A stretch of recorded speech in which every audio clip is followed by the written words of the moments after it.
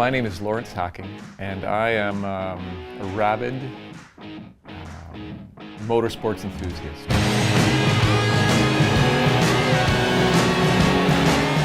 My whole life is surrounded by motorcycles and cars and off-road race trucks and adventure.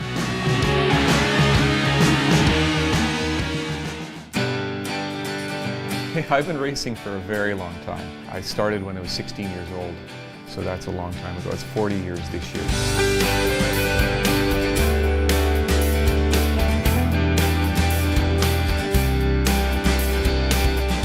You know, off-road racing, it's actually a kind of a lifestyle that people get into. There's a kind of a small community around the world that do this kind of off-road competition. Off-road is not structured, and a certain type of person is attracted to that type of situation, kind of a sense of affronting the elements and taking on the challenge head on and accepting responsibilities for your own actions.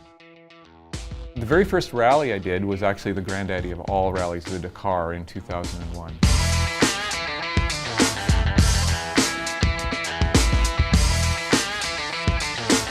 The Dakar rally, for a person like me, it's the pinnacle. It's like climbing Mount Everest. One of the largest and most watched motorsports events in the world. So I hit the very last classic Paris to Dakar. It's never happened since then. So it was nice to do that because it really had a flavor of the original Dakars. The challenge is very, very difficult. The race itself was 21 days. It has a rest day in between, and the first 3 or 4 days were in Europe, so you spent a lot of time on paved roads. But the real action began on the 4th day in Morocco, and from there on it's camping in a tent and riding up to 500, 600 kilometers a day off-road.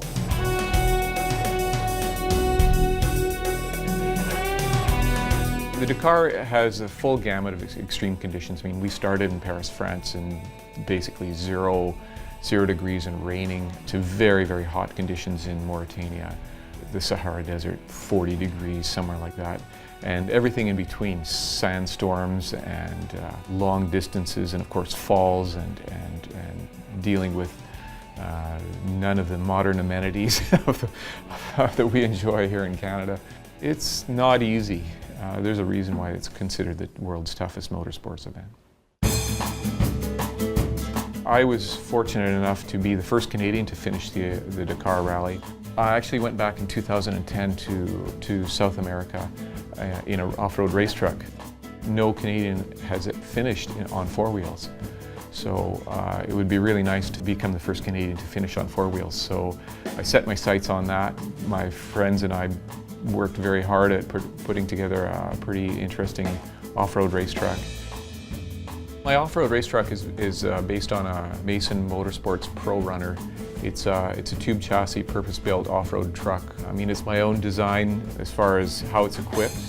The truck has a VW turbo diesel engine and a Toyota transmission. It has a Chevy Colorado body on it, and it's equipped according to the FIA rulebook as far as being prepared for rally goes. We put it together, and fingers crossed we'll have good luck with it.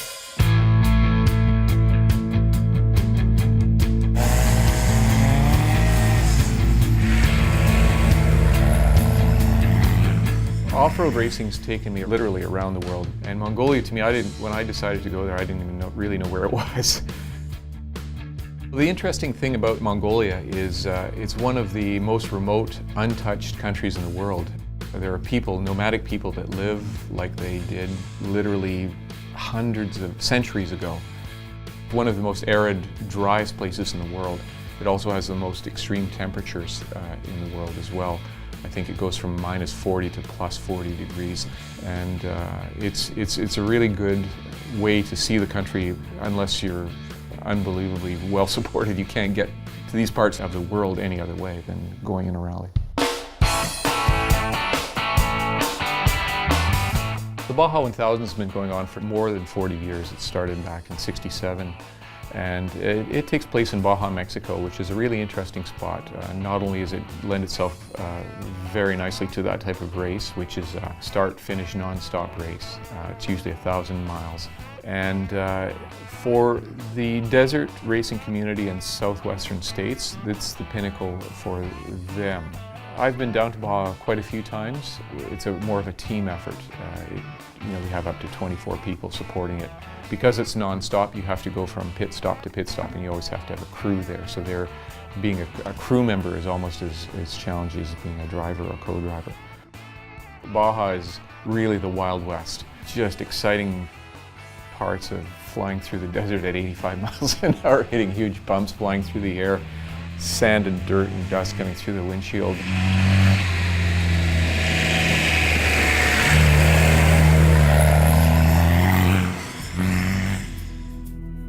Motorcycling, you can hurt yourself, and you have to realize that every time I let the clutch out, I remind myself that this is a dangerous thing that I'm going to be getting into, and you have to ride accordingly. The speeds are very, very high, and a lot of things get broken, and a lot of crashes occur and things like that. All sorts of mayhem occurs. That's what off-road racing's all about.